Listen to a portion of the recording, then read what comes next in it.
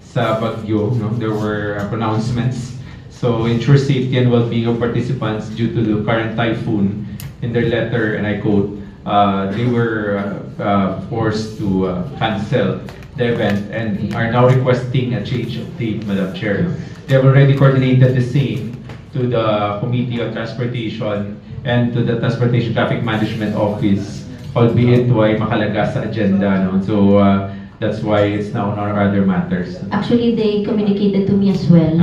So, ang bad ko palagas lang sa other matters. That's November 8, gabi.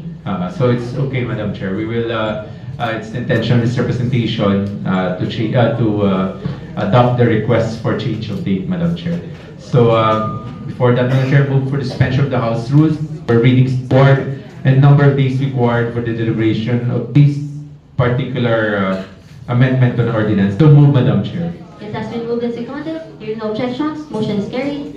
Madam Chair, rules being suspended. I move for the passage of the proposed ordinance amending Section 1 of Regulation Ordinance Number 2025-26 by changing the date for the conduct of their fun walk by the Hospital Management Office Province Iloilo from November 9, 2025 to November 15, 2025 from 5 a.m. to 7 a.m. So move, Madam.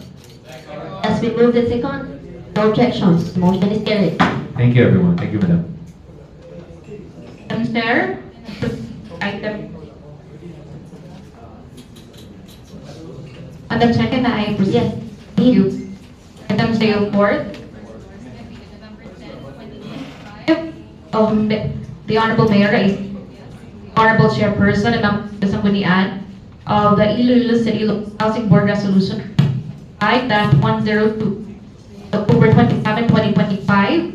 Titled Trust allocating 6,028,000 pesos from the Socialized House Development Fund for the conduct of a cadastral line delineation survey covering the 32.5-kilometer stretch of Agro River.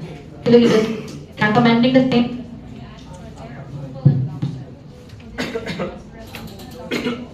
The said local housing board.